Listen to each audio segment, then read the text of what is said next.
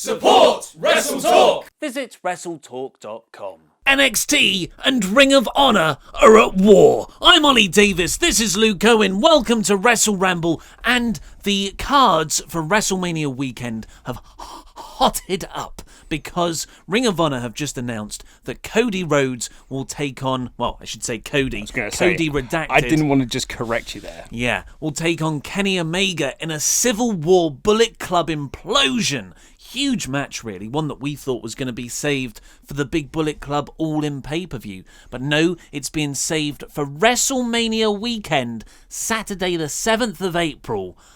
The same night that has NXT TakeOver New Orleans. A card, and this is going to be very interesting because people who follow me on Twitter know, or at least have inquired to ask, I don't tend to look at NXT spoilers.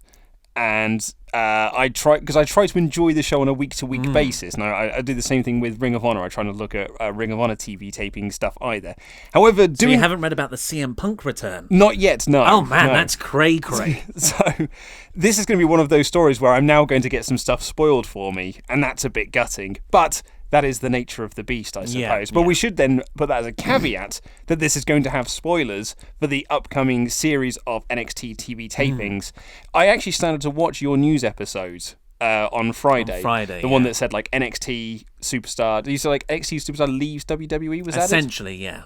And I was like, I'm intrigued. And then you started talking about spoilers, and I was like, I'm stopping watching this. It's a storyline leave, I doubt it. So you don't know what happened? I do not know what happens. Oh, man. I mean, we don't have to talk about... You could just, like, block your ears like a whisper. Well, I'm assuming it's Gargano.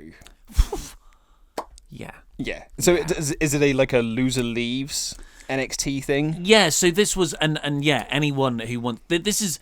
NXT have been doing their TV tapings in Atlanta over the last week, and that will pretty much get all the footage in the can up until WrestleMania weekend, which is where they have their next big takeover show.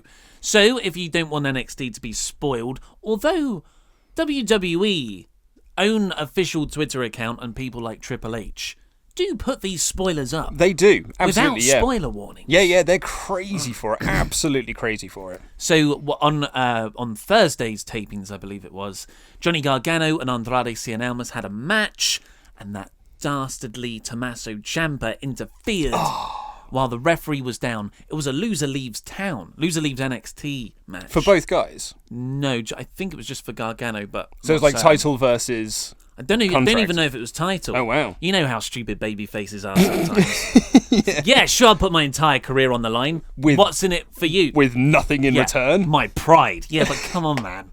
Think about it.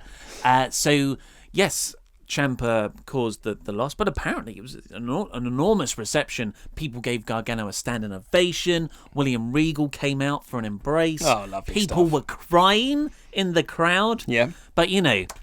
dyed-in-the-wool blue-eyed baby faces don't get over these days. No, they really don't. There can't be true baby faces anymore. People just don't buy into them. And you can't have like complete heels either, who you definitely hate. No, it's all got to be about character. That's what gets people over these days. I mean, just look at Roman Reigns. So while everyone was very emotional for Gargano, someone's posted the picture of Tommaso Ciampa in the crowd waving and smiling. Lovely like, stuff. That is you scoundrel. What a dastardly heel. That's wonderful. I assume something like this had happened even without watching your video, because I had a lot of people contacting me saying like, so Gargano to SmackDown then. 205 Live, behave yourself. I was going to say, I didn't want to piss on anyone's chips, but yeah, if he's going anywhere, it's probably 205 Live. So the reason we're talking about NXT and the recent tapings is because we're trying to predict what their takeover card is going to be like. At the moment, there's kind of a weird report, to go up against the Ring of Honor show. They're 16 minutes away from each other, the two venues certainly are, on the same night in New Orleans. It always is, and I kind of like this NXT versus ROH thing that always happens on the Saturday. Last year it was Bobby Roode and Shinsuke Nakamura versus the Hardys and the Young Bucks as which match do you want to see more? And the debut of Aleister Black. Yeah. God, that Hardys Young Bucks match there was insane. It was in my top 5, top 10 of the year. And it happened in Texas as well. Ring of Honor had 3 shows that weekend. And I think they announced Kenny Omega for their Friday show. So it wasn't the TakeOver one. And NXT were like, Oh, yeah, and now we've got Shawn Michaels being a special guest referee. Against Adam Cole and Almas, I think it was. Something like that. Yeah. So, yeah, there's definitely a rivalry there, as there should be. That's the whole point of having different promotions. Different, not like SmackDown versus Raw, which is a fabricated rivalry. Real, genuine business rivalries. It brings out the best in everyone to try and compete, to try and be the best. Plus, they're catering to the exact same market, which makes it even more interesting. Because like NXT is a show designed for wrestling fans. Raw and SmackDown are designed for casual audiences, whereas NXT is purposely built to entice those people who like Ring of Honor and New Japan. So, as well as, there might be a Gargano Ciampa match on there. Or maybe they'll drag it out even longer. We don't know. It's a really great slow build feud. Who knows if Ciampa's even going to be medically cleared to return then? He was on NXT TV this week doing a very short interview, and he was visibly limping as he walked away.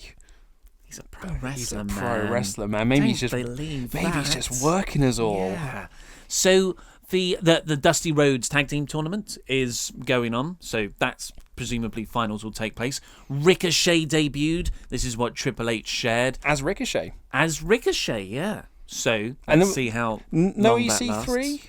Not that I've seen so far. I think there's one more NXT taping, so yeah, maybe he shows up after the whole Mania thing. Or we'll have his debut match at WrestleMania weekend. Dave Meltzer reported that the plan was to build at the TakeOver New Orleans show to Andrade Cien Almas defending his NXT title against Lars Sullivan. Oh, interesting, because I would have assumed it was Aleister Black. Same here. Well, now it is Aleister Black because Lars Sullivan has disappeared. Yeah, this was something I think I saw on Wrestling Observer, Yeah. like on their website, saying like the disappearance of Lars Sullivan. Like, where's he been? Because he wasn't at the tapings, I'm assuming. So yeah, apparently, this is what Dave Meltzer's reporting. Very credible guy. He said, yeah, this was going to start off the back of the four-way, wasn't it? Because Lars Sullivan was in that match. He's getting a big push at the moment. He went over very nicely over Hero or whatever he's Cassius Ohno, and yeah, you thought this was going to be Lars Sullivan's push into, and that was apparently the plan, but he's disappeared. He wasn't at any of the tapings, and he hasn't tweeted since the 8th of January, although that's now changed. I think he said, like, Lars Sullivan is the best as of yesterday. Right. But yeah, weird for that to happen. And no one knows what the reason is. It could be anything from, plans changing. Well, yeah, I mean, I suppose the way to look at it is that if you want to kind of keep this Lars Sullivan mystique of this just big, giant monster, putting him into that title match when he then has to lose, you end up with the Braun Strowman effect. Yeah. Whereas, like, Braun losing to Brock kind of hurt Braun's credibility a little bit, and then they've had to spend the rest of the year trying to rebuild that by having him push over trucks and eating cake and teaming with Alexa Bliss. So, like, I don't think you want to just like rush your Lars Sullivan into that. Other than the Braun Strowman effect, it's the Ryback effect. Ryback was so like he lost every single bit of momentum he had once he lost to CM Punk inside Hell in a Cell. Are you saying get Maddox on the phone? Well, man, if you want to need a screw referee, who screwier than Brad Maddox? Yeah. What does he call himself Emphasis now? on the screw. Mad Braddox, does he call himself on the indies now? That's brilliant. That's a good pun. Yes. Does he get bookings after everything he allegedly did? I'm thinking he gets loads of bookings. So yeah, that essentially that seems an exciting card. So it's going to be Almas versus Aleister Black now, which is what I thought it would be anyway. I think that's the better match. That Cole versus Black match kind of felt like a number one contenders bout, right? Yeah. So, and the Gargano thing, you can move to one side, but you bring it back. So it's what that Lars Sullivan thing really threw me. But you've got these two shows. We're not going. I'm going to say it now. We're not going to New Orleans. Are we not going? We're not going. I'm sorry, man. Oh man. We've got to work. Well, it's we can difficult. work while we're there. It's difficult. It's not as the setups and visas. I don't even want to get into all that in logistics wise. What if you were there though? Which one would you go and see? They've both got the exact same tickets. Yeah. I mean, like, if you're ringside, you don't want to be near your main feud, Ian Riccaboni, ringside commentator. Just always watching Ian Riccaboni, not even watching the action in ring, just always just doing that. Yeah, like, he's doing a link to camera, and you're there behind him. Always watching you, Riccaboni. God, which show would I take in? It's tough, because I would almost say, in fact, I probably would say Supercard of Honor because it will be the longer show. But that's not always a good thing.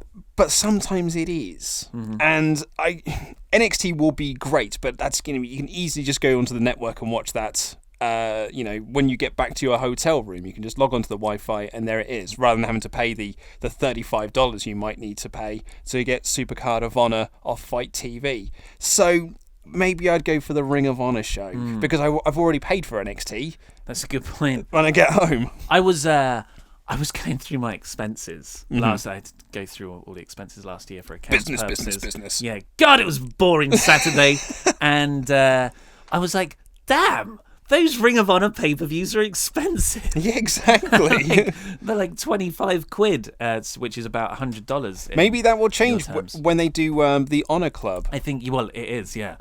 So I agree. I think NXT is so good production-wise for a broadcast that I'm going to enjoy that more watching, the production as much as the wrestling, or not as much, but I feel like I would lose more if I didn't watch NXT filmed and broadcast on the network. Whereas Ring of Honor, that's going to be a great fan show. It will be longer, be like a progress show. I would go for Ring of Honor, definitely. Yeah, but the only thing announced is Omega versus Cody that I'm aware of. There are a couple of appearances. I can't remember who they announced was going to be appearing. Kota Ibushi is one of them. Which is really cool. And how will he feature in the Bullet Club storyline? Because, of course, he had that embrace with Omega at the end of New Beginning in Sapporo. And at the end of Being the Elite. Not the latest episode, but the episode previous, when Ibushi and Omega went into the Young Bucks dressing room, into their hotel room. And Hiroshi Tanahashi. Which is weird, because I thought he was out. Yeah, so he was injured. Yeah, He's been taken off the New Beginnings tour. Yeah. In Australia, I believe. But this is April. Yeah. But I figured he'd be out a lot longer. Well, they're super strong, aren't they? Well, should we get on with some mailbag? Leading right off that NXT stuff, we've got a question from Ben Spears via Patreon, or Spires? I'd have said Spires. Spires. Hi, Luke and Dolly. Do you think Vince even watches/cares about NXT, as we've seen the treatment of the call-ups over the last few years? So I've been thinking about this. When I did my Is NXT Better Than WWE video over the weekend, featuring a all-time classic Great Balls of Botch in there. Thank you to everyone who pointed out, even though I'd already admitted to the mistake in the comments. It's just nice for people to ignore that and still feel like they have to let me know. So it was Adam Black. I called him, yes, Adam Black and Alistair Cole. Yeah. So not everyone reads the comments. No. So they're, Well, you have to scroll down past all the recommended videos, wait for the comments to load. I suppose if you're doing it on a phone. If you're on a phone, which is where the majority of viewership takes place. But you see because it's a pinned comment. So but you got to scroll down to get to the comments bit, and then you'll see it. Don't put your mistake on the WrestleTalk viewers. Nearly said the bad word. I'm just saying I did make a mistake, and it was a hilarious mistake. But it was just a lot of people saying, like, did you know you did this? Well aware. Anywho, when I was thinking about while I was making up that video and I was writing up the things about how like NXT and WWE are built for very different audiences, and that's NXT is designed when they put on takeover shows to appeal to the Dave Meltzers of the world, the wrestling fans of the world, the people who are inside the wrestling bubble, whereas WWE is designed to bring in the masses, your Johnny Averages who just want to take in a wrestling show. Johnny Average he was a TNA world champion for a while, right? Yes, he was. And he's down in AAA at the moment as well. Yeah. So it's it's appealing to those people, the people who are just like, hey, the wrestling's in town, should we go see it? Here's a superstar that I've recognised on a poster, and he's doing trademark spots that I have seen in video games, and now I'm enjoying myself. I think, if celebrities were to go to these shows, Jimmy Fallon, yes, is he's the stereotypical celebrity Raw guy. Exactly, so Jimmy Fallon showing up at Raw 25, WWE are like, oh my god, look guys, it's pop culture's Jimmy Fallon. You're regular Joes, you recognise this lad. NXT shows are like, EC3, wrestling fans know who that is. Ricochet. They put Jimmy Fallon there. Like, so, Jimmy Fallon, where's my next debut showing up? Yeah. So, does Vince watch/care? I suppose I'm more addressing the second part of that, which is, as we've seen the treatment of call-ups over the last few years, they're just like, when NXT call-ups happen, they're more just bodies on the main roster to come in and do trademark spots and be on their merry way, I suppose. It's a very different style. It's a very different. It's a different beast, I suppose. But to the answer to the question of does Vince watch, I think the reports say that he doesn't watch it, or he does watch it, but doesn't take like an active interest in like the storyline progressions. He just watches it on a week-to-week basis just to make sure that everything is fine. I think maybe gets a summary, a report. Here's a YouTube playlist of 10 clips of the highlights of this week's episode. I think, and he watches it and goes like, "Where's Jimmy Fallon?" Yeah, he obviously trusts Triple H, and this is Triple H's baby. And WWE is so large as a company. It's not just the wrestling promotion. You've got all these various business ventures. Now he's got the XFL to concentrate on as well. I think Triple H has probably built up enough stock there where he can go, let me have this corner. And Vince is like, okay, Trips, because, I'm grooming you to take over my position, we think, in the future.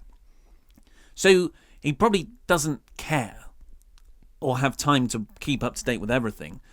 And I think that is evidenced by how people are transferred from the NXT roster to the main roster, in that they are just stripped away of most of the things that made them really cool, and they're treated very second rate. There's such an easy way around that. Like, if Vince was more invested in NXT and using these characters that have been created here to move them up into the main roster, they'd put together video packages for them. But like when NXT debut coming soon, here's all of the stuff that you probably haven't seen in NXT because you're the casual audience.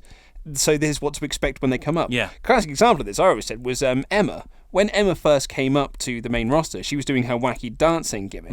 In NXT, over like Rover, the crowd absolutely loved it. But they just brought it to the main roster and was like, she does the wacky dance, now you all do it too. And the audience were like, don't watch the show, don't know who this is, why is she dancing like that? And she just like got over like a fart in church and ended up teaming with Santino before being sent back down to NXT. It's a real shame because you just start to think of all the people who have been ruined, like Bayley and even like Sasha Banks, her character. You had the character there. The point of developmental is to get that character and hone it down so they are a complete package when they're called up to the main roster. But you almost have to relearn and recreate a character based around this more watered down ideal. It's a real shame. Bobby Roode Roode had this like heel character persona. He was in NXT, just brought up to the main roster, just being like, and now he's this lad. Now he's a babyface. He's a blue-eyed babyface that loves America despite the fact he's Canadian. And it is kind of indicative because, I'm not saying this is what happens, but looking at what happens, you can kind of reverse engineer or at least make assumptions. So on NXT, most of the characters, they're these quite three-dimensional, very intriguing characters. But then it is almost like someone has a bullet points, so like a 3-sentence description of these characters, which takes out a lot of the nuance. And when they get put on the main roster, they are put down to those bits. What's Bayley? She's the entrance with the things, and she hugs people. And that's it. And Bobby Roode comes up. He's an entrance and a gown. That's it at the moment. Shinsuke Nakamura, he's an entrance. And that's all they really promoted him as for a while. He's a rock star. But no, he's like a badass Kinshasa man. And the point I was going to make, and I'm glad you carried on your point because my point is so much lesser interesting. Yes, but I was lesser interesting stuff. Bad. I was just watching an episode of The Toys That Made Us on my way in here. I finally finished it, the G.I. Joe episode. And Marvel, when they were doing the comic books, because like Hasbro essentially presented these characters and be like, here are our characters, now make a comic book around them. So the Marvel people created this giant dossier of like character stuff and personality traits and like psychological traits and all this stuff, so when they write the comic books they can write it. Hasbro took it and was like, point, right, we need a 3-sentence profile that we can put on the back of the packaging, and we'll go with that. That is, so Hasbro is Vince McMahon, yes, and Marvel is NXT, into this G.I. Joe analogy that I have created. That works very well, I think. I always think about Braun Strowman, the case of Braun Strowman, and WWE's mindset was to actively keep Strowman off of NXT, so he wasn't tainted or influencing in anyone's heads, in the fans' eyes, when he was brought up to WWE, which is really weird because the main roster sometimes treats NXT like it doesn't exist, but they were perfectly fine to dress up Braun Strowman as one of the Rosebuds for Adam Rose. Mm-hmm. Well, when Braun came up, it like Vince doesn't trust Triple H enough or this NXT thing enough with who he feels are the real main players, it seems. So the bit about, does he watch NXT? I would say no, he gets summaries. And does he care about NXT? To the extent where it's a training exercise for Triple H, but not in any talent building thing, as evidenced by the Strowman, otherwise he would have had more faith. But I think a third bit, which is more interesting, does he like NXT? It's a different beast, though. Well, it's a different beast that doesn't appeal to him. That isn't how he sees wrestling. As our form of wrestling that we like is the NXT styles, the Ring of Honor style, the New Japan style. Vince McMahon is a WWE fan, it seems like, because that's the product he puts out. And some people are just, I'm a WWE fan. I've got no time for small arenas, or not even arenas, like gyms where people actually pretend to hit each other. I want the presentation. I want Rock versus Cena. And I'm not going to be critical of anything about it. Well, I feel like that's what Vince McMahon is. And I would say for Vince McMahon, he's probably sitting there like almost like a Hollywood studio executive. Film fans would say that, like, oh man, I love independent movies, I love smaller production movies, but a Hollywood executive looks like, well, 20 people went to go and see that movie, whereas 20 million people went to go and see the latest Avengers movie. So, I mean, that's clearly the more successful one. And Vince probably looks at me like, well, this wrestling clearly doesn't work because 20 people go to see it in a bingo hall, whereas this one, we fill out 15,000 seat arenas every single week. So clearly, this is the better form of wrestling. The other point I was going to make, I know you want to move on. Did you see my look? I did see your look. You have a look where you look straight to camera. I want Luke to wrap up. But I was going to say, I sighed a little bit earlier. I wasn't sighing at you for making your point. I was sighing at myself for trying to interrupt when I really didn't need to. But it was when you said that WWE try and they make out that NXT doesn't exist. You've got to look at Ruby Riott when she was brought up. So Ruby Riott was brought up as this heel on SmackDown. But she was still embroiled in a feud on NXT with Sonya Deville from Raw. And like they kept saying on commentaries, like, there's Ruby Riott from SmackDown, leader of the Riott Squad, but she's still acting like a massive babyface, completely different to her SmackDown character. And Bobby Roode, he debuted on SmackDown, went back to NXT to have another heel run against Almas. It's really weird. It's almost like that's the perfect transition from what we're talking about now into continuity and other stuff that's in canon in WWE. Courtney Summers has asked via Patreon, if you watched the end of Mixed Match Challenge, you saw overt flirting between Alexa Bliss and Braun Strowman. Do you think WWE will turn this into a storyline? I, quite frankly, would love it. So this ties into what we were talking about in the weird world of Mixed Match Challenge, where nothing seems to...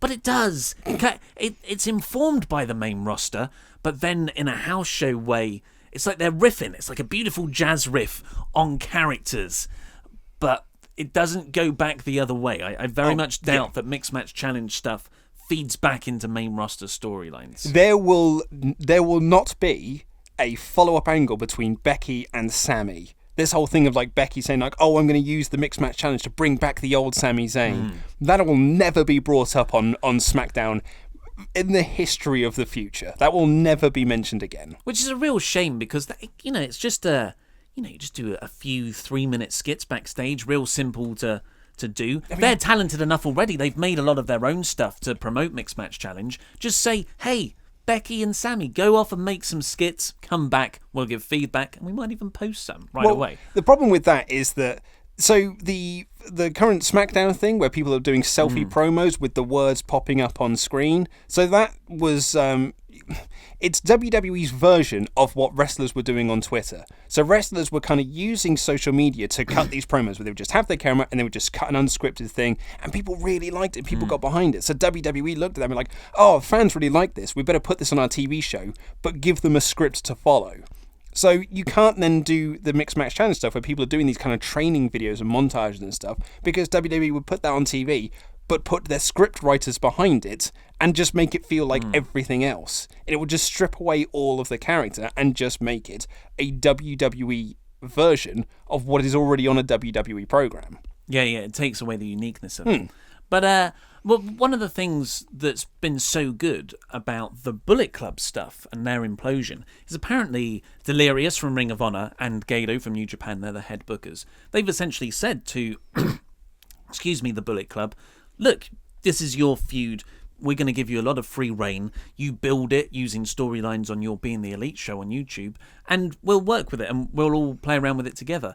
And that's an example of management trusting their enormously talented performers to just go and do something. And that's kind of what I wish WWE would do more of in this case with Becky and Sammy. I don't know if I would want Bliss and Braun to go off and do like I really enjoyed the flirting. I thought it was very funny, but I don't first of all, I don't think that's going to go into the main rosters, the main storylines. And second of all, I don't think it should. Apart, I guess if you've got Alexa occasionally crossing paths with Braun backstage and they have a look and it just hints to the Mixed Match Challenge, that's a nice way to plug Mixed Match Challenge without it interfering in current characters. It's such a shame as well, because I really enjoyed that match. Like, I've enjoyed all the 3 weeks of Mixed Match Challenge, but that was my favourite week. And it was mostly down to Bliss and Braun. Actually, but Sammy and Becky were also great. Yeah. But Bliss being completely wiped out by Becky Lynch, getting up and going to Braun Strowman and saying, like, it's okay, I'm making her think she's winning. Yeah. Was like, it's great stuff, but that will never transfer over into the main roster. On Raw tonight, we won't see Alexa Bliss and Braun Strowman interacting. Alexa Bliss will be her character that she is there. I'm putting down a bold statement there.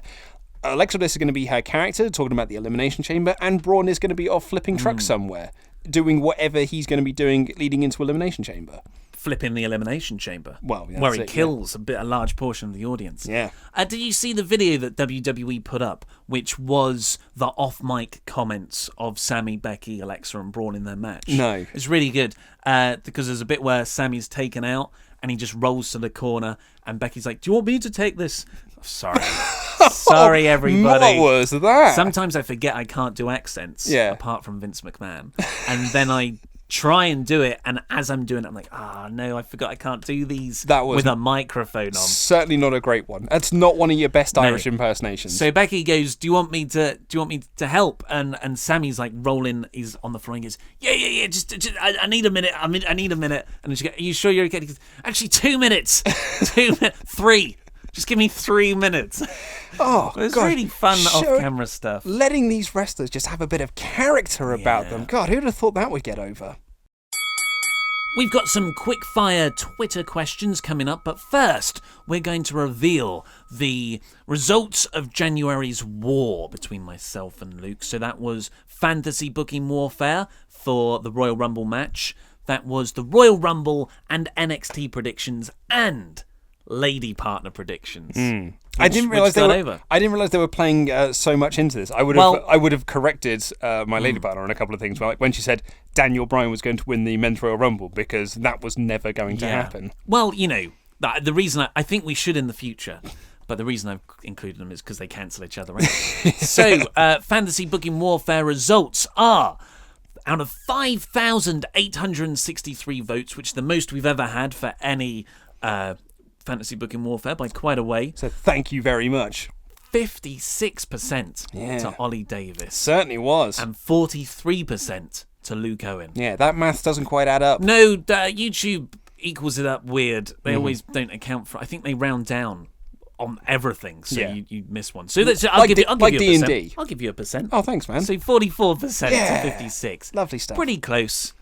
but winner. Yeah, it wasn't. I mean, you kept saying it's getting closer, and I was like, no, it's not, because I'm pretty sure. Basically, after the first 24-hour period, you know who's won. After the first 3 hours. 3 hours, yeah. You more or less know who's running away with this. Quality speaks for itself, though. Well, it was a very good storyline. It was a very good storyline throughout the match, so well done you. Thank you. Obviously, I was criticised because I made a couple of errors in mine, then people just overlooked everything else.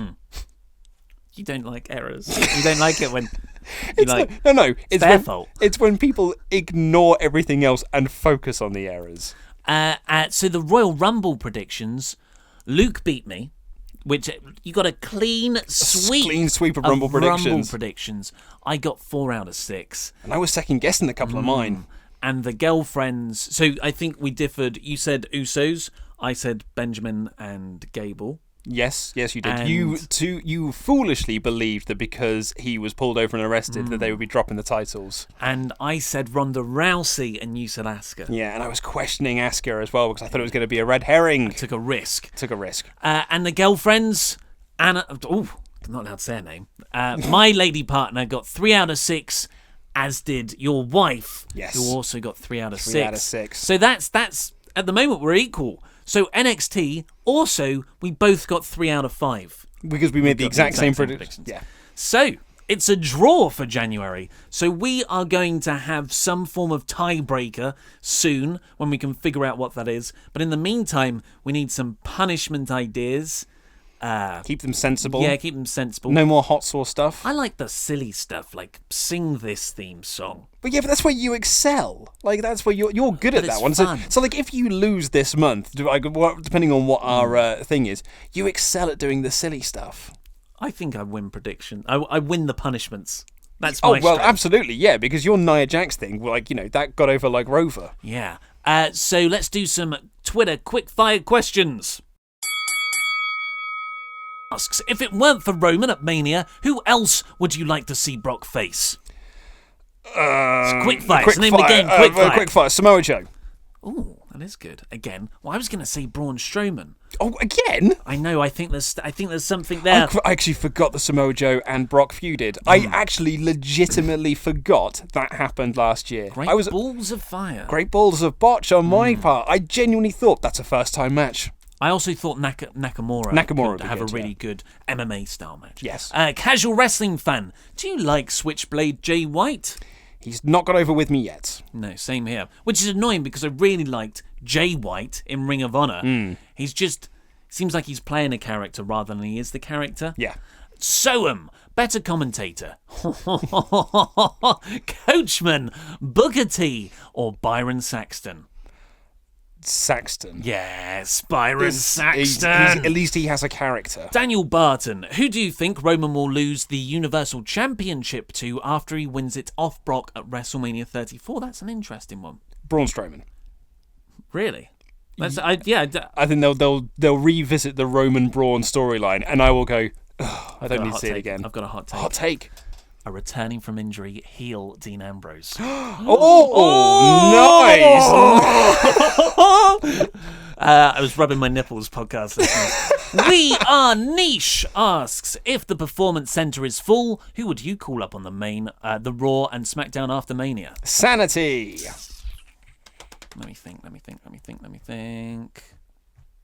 Oh, I don't want anyone to leave NXT at the moment. I feel like everything's really good down there. But you're right. Sanity and Authors of Pain, I suppose. Yes, yeah. They've been there longest. Yeah, they've done everything they can do. That's what I was going to say. Peter Lorre, do you think the Roman experiment will finally pay off after Mania, or is he doomed to a sea of booze for the foreseeable future? Oh, he's doomed for a sea of booze for the foreseeable future. It's John Cena 2018. It's even when he's great, he'll be booed because it's people booing Roman Reigns is a Pavlovian response. People just booing because they think that as soon as that music hits, you're just meant to boo. That's what that's what WWE want you to do. So it's fine. Like he will be just a sea of boos for ad infinitum. Even in 20 years' time, when people are like, actually, Roman's pretty good now, but we'll boo him anyway, just in the same way we say John Cena sucks. I think that the Shield reunion has actually obviously taken away a lot of the boos,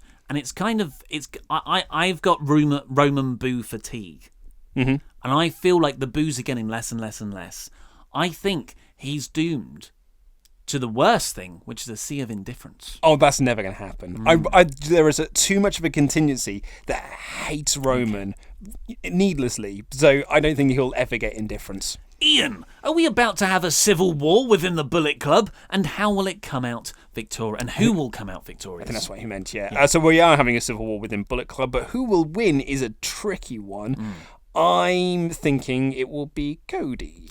Yeah, it's interesting. They both got strong cases. Kenny, doesn't really need to win, and he can, maybe Ibushi costs him, and they can have that big Omega Ibushi match that he's always wanted forever. And it builds up Cody. Yeah, I think Cody. Cody needs it more than Omega, certainly. I'd say so, yeah. Steve Unicorn. Who goes over in AJ versus Nakamura? I'm thinking Nakamura. Same here. Cheesy McWang. What a great Twitter name. Think we'll get the Slammy Awards back this year? Don't care. I don't care. I say yes. Andrew, who will be the one to defeat Asuka? Sasha Banks. Ronda Rousey. Tom Cushney, how you Hey, doing, Tom? Tom.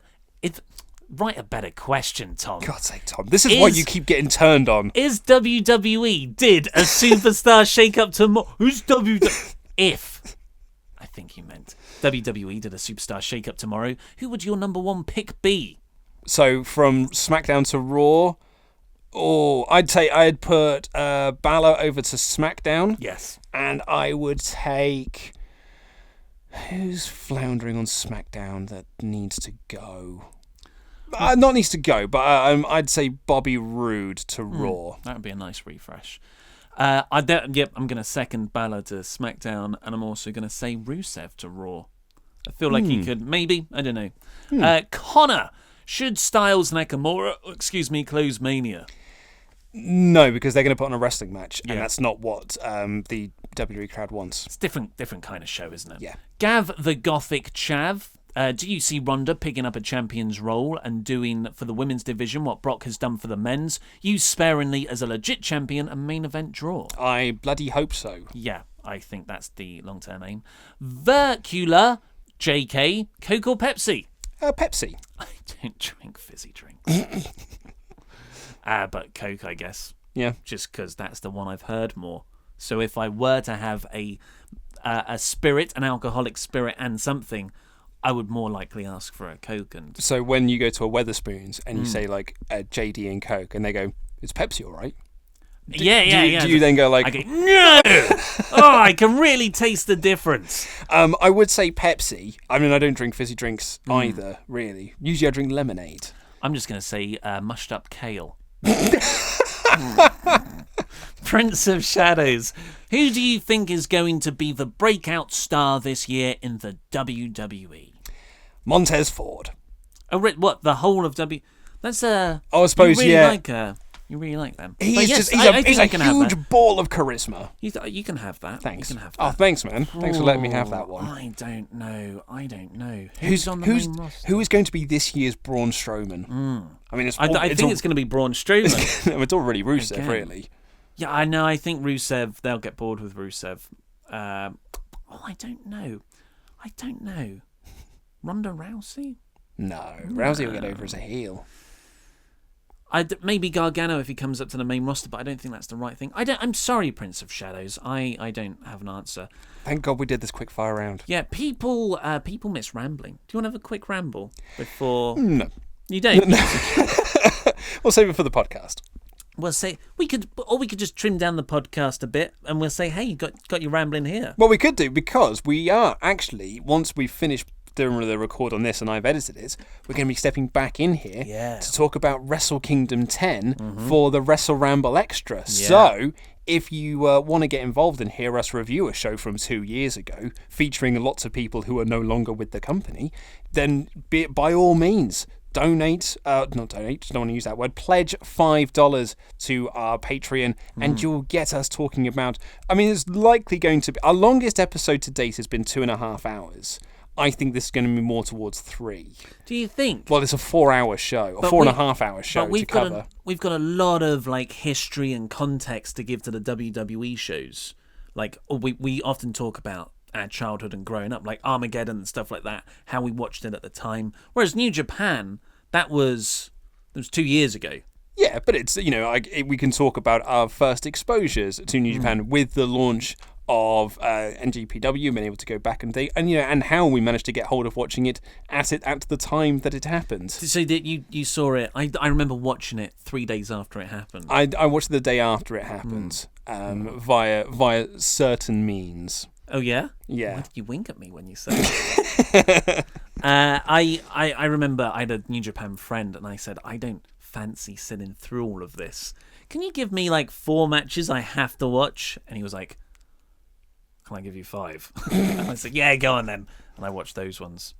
But yeah, so that's all we've got time for. I mean, if you want to get more great chat like that in a 2-hour, possibly 3-hour format, then pledge $5, mate. And also go and check out the podcast, because I've got an anecdote. Have you now? Yeah, I've got an anecdote. Ollie did something stupid again with his health. Oh, mate, I've got a bit of an anecdote actually. Oh yeah. Mine's less of an anecdote, more of like an observation, a bit of observational comedy, maybe. Without the comedy bit. Prepping for your Michael McIntyre style invasion of the US, I hope. Oh yeah, absolutely. Yeah, I mean, I don't want to announce too many plans now, but I'm going to start a stand-up tour around the UK using my very menial group of fans that actually like me. I'm just hoping that they'll spread themselves out across the country. That's the problem, because our fans are so spread out over the... I got an update on the gym stabbing story. Really? Yeah. Do you want to do it here? I'll do it here. So but people probably... But I'll do a quick wrap-up. So podcast listeners will know, last week I went to the gym and I was on the treadmills, and then I went over to the deadlift area, and I came back, and in the 10 minutes that I was gone, suddenly blood had got everywhere. And it was like, what the hell's happened? And someone was like, someone just got stabbed in the neck when they are on the treadmills. And then in all the chaos and stuff, someone goes, you're Ollie Davis. It's great. From WrestleTalk. So I'd recommend going to the podcast, because the spread out version of it's much funnier. Yeah, and so I went back on Friday and I found the guy. Can't believe you went back. Yeah, well, it was reopened.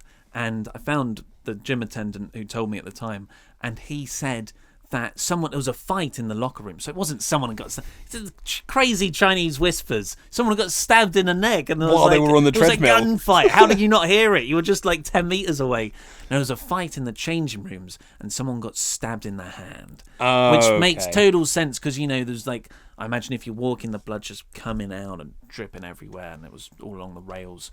So yeah, that's the update there. And then the gym attendant said, where do I know you from? Nice. And I was like, I don't know. Where do you know me from? YouTube. I was like, yeah, I do stuff on YouTube. You always get so embarrassed. Yeah. It's really... Well, it doesn't happen enough for me to get used to it, but now it's happened twice in the gym in a 3-day period. That's nice, last week. I once played in my hometown of Reading, there was a place called... I can't even think what it's called now. But there was a stabbing there. Someone got stabbed in the toilets and they died. So it was like this big police scene there. This was like a few years ago. Yeah. Actually, quite a number of years ago now. And there was this big sort of like, hullabaloo about it. And then the place reopened, and they were like relaunching it. It was like, we're reopening and it's going to be great.